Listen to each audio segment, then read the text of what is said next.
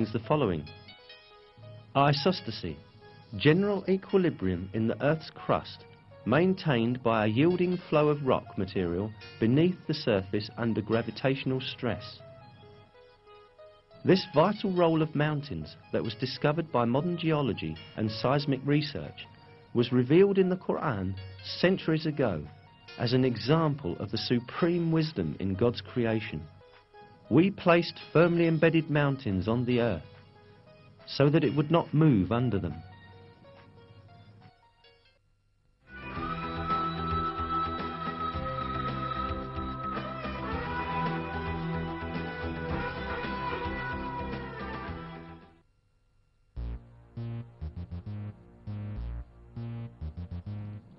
In one of the verses, we are informed that the mountains are not motionless as they seem, but they are in constant motion.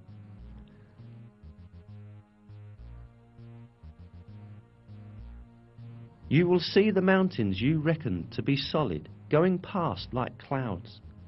Such is the artistry of God, who disposes of all things in perfect order. Surely He is aware of what you do.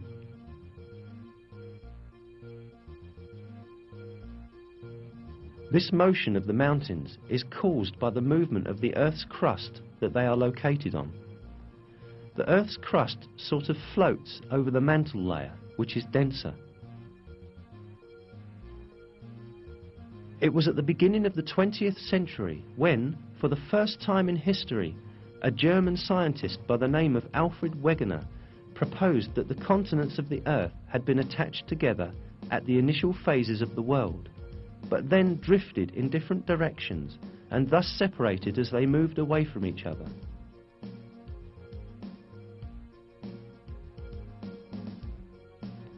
Geologists understood that Wegener was right only in the 1980s, 50 years after his death.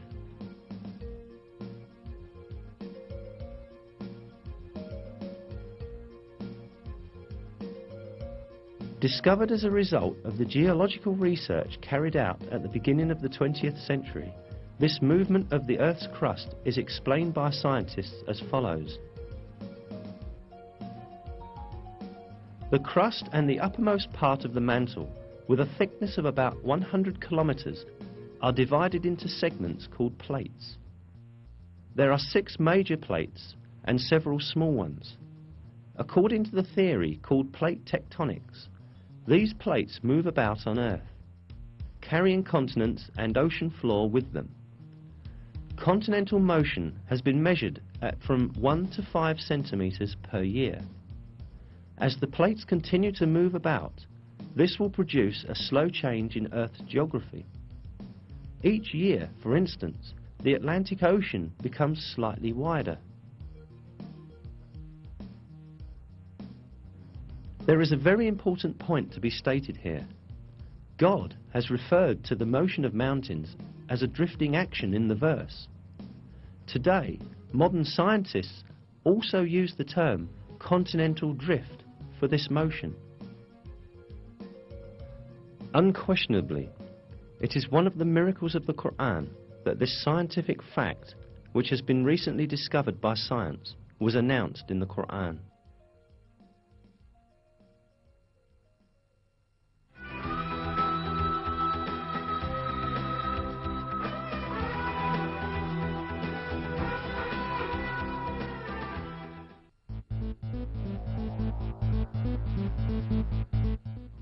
Iron is one of the elements highlighted in the Qur'an.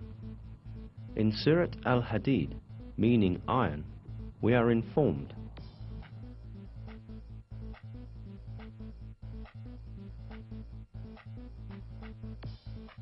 "And we sent down iron, in which there lies great force, and which it has many uses for mankind."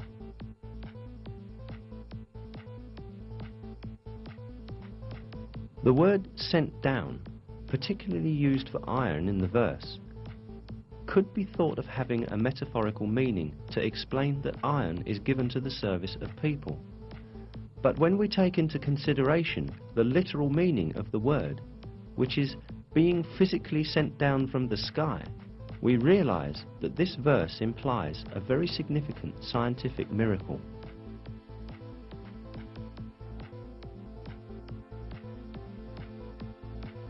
This is because modern astronomical findings have disclosed that the metal of iron found in our world has come down from giant stars in outer space.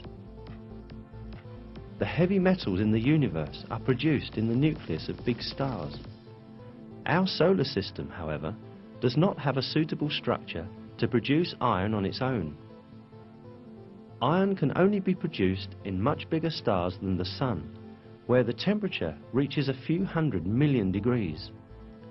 When the amount of iron exceeds a certain level in a star, the star can no longer bear it, and eventually it explodes in what is called a nova or a supernova. As a result of this explosion, meteors containing iron are scattered around the universe, and they move through the void until attracted by the gravitational force of a celestial body.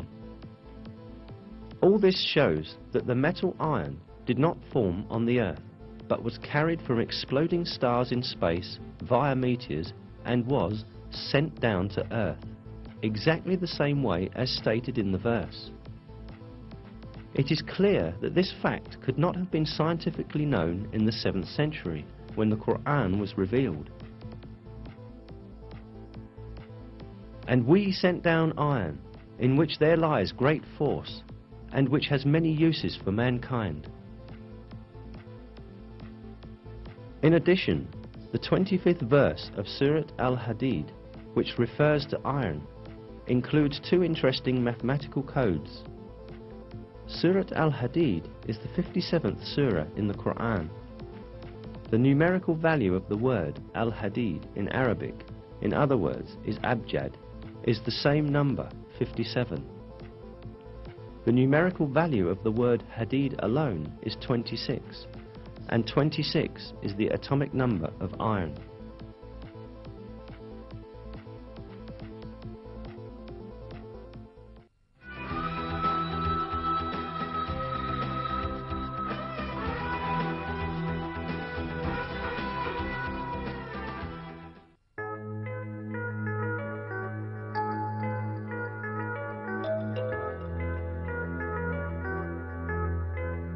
In a verse of the Qur'an, the fecundating characteristic of the winds and the formation of rain as a result are mentioned. And we sent the fecundating winds, then caused water to descend from the sky, therewith providing you with water in abundance.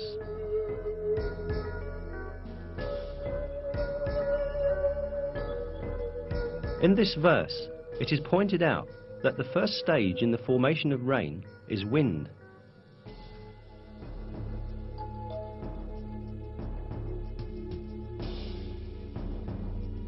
Until the beginning of the 20th century, the only relationship between the wind and the rain that was known was the wind's driving clouds. However, modern meteorological findings have demonstrated the fecundating role of the winds in the formation of rain.